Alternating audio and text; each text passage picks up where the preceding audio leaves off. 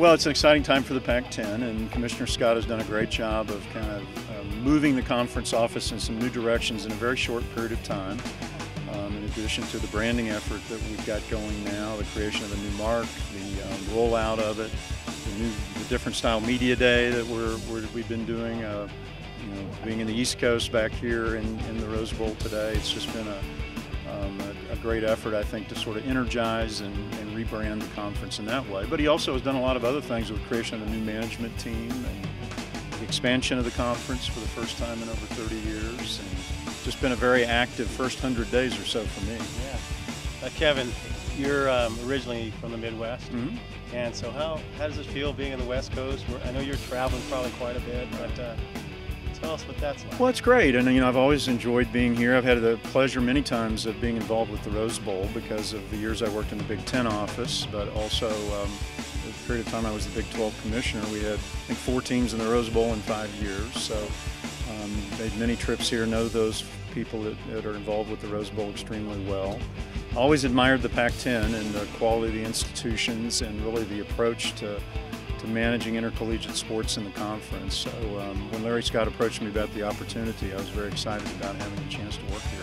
So how about the differences between where you've lived, yeah, Walnut Creek? There are differences in every place. I mean, I've been blessed in my career to work around some great big cities, and I worked at the University of Maryland for a while in the Washington, D.C. area, and Chicago twice, Dallas, and now out in the Bay Area. So I've always I really enjoy all those places, but it's so wonderful to be in the West and the natural beauty that's here that sort of personifies the area. And I know each area is a little different. People think about issues a little differently, but I also know there's a lot of common ground in terms of how folks that are in the intercollegiate sports world think about things. For those youth that are watching in the audience, tell us a little bit about the things that you do to elevate yourself in executive-wise, et cetera, in the world of sports business.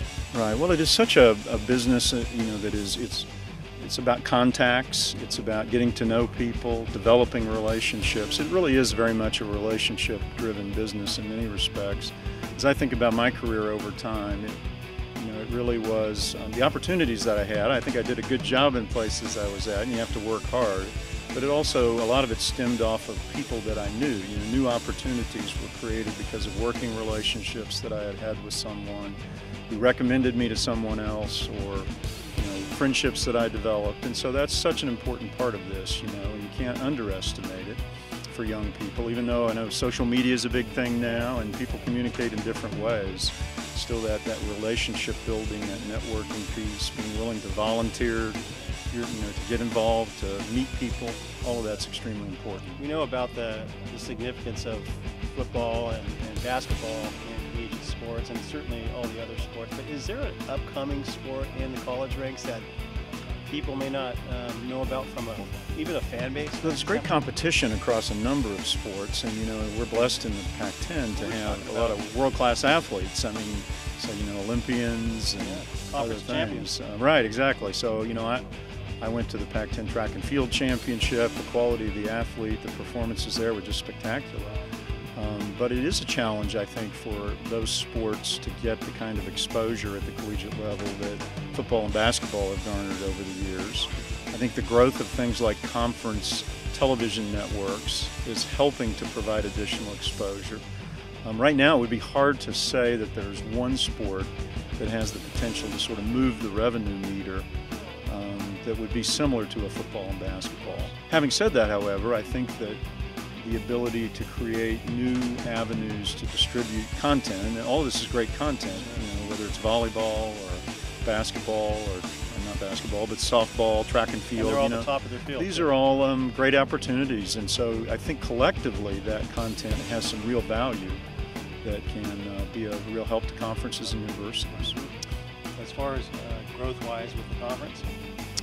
Well, we continue to evaluate our opportunities. Obviously, we've just been through an expansion with the Colorado and Utah joining the conference. I think that, at least for the time being, we've sort of settled on a 12-member conference. I think the other growth opportunities now relate to the television side of things. Also, the ability to do more with business partners in the sponsorship area, I think, looms for us in the future. So So we have 2 years remaining on our existing contracts, this coming season and one more. But we'll be in negotiation for renewal of those arrangements really coming out of this football season. So that's where the opportunities lie in the short run. I think Larry Scott is going to also be very aggressive in evaluating other opportunities, even international opportunities for growth. And Larry has a rich history in the tennis world of working on international ventures. So we'll be looking at those opportunities as well. I think that's a potential additional growth area. And what drives you? Who's your inspiration? On a personal note. That's a great question. I probably have a variety of folks who have served as sort of mentors for me, and it'd be hard to single out one. You always think about your upbringing and the role your parents played. Certainly my dad was an inspiration to me as a professional person, but just also a great family person. And then the people I've worked for, from Jim Delaney in the Big Ten, who I think is a dynamic leader, to folks I worked with in the athletic director roles at various institutions. So, I think you learn a little bit from everyone, and you try to take those things and kind of blend them into your style and personality. And again, for those folks that are interested in following your footsteps, and whether it be high school, college age, saying, I'd like to run the PAC-10 someday, type of thing, and well, you have to have great broad-based experiences, I think. You really do, in some respects, I think, have to be a great generalist. Learn as much as you can, try different things, never stop exploring different avenues. I've tried different things. I've worked a long time in college sports, but I've branched out and tried other things in the television industry and other things. I think also it's really important for people to know that in the modern world of technology, you have to really manage your personal life well too. You can't. In the world of reputation. Yeah, exactly right. And it's the things that you think when you're a young person that don't really matter, that can be very consequential for you subsequently. So you just have to be very much aware of that in the modern communication age, I think.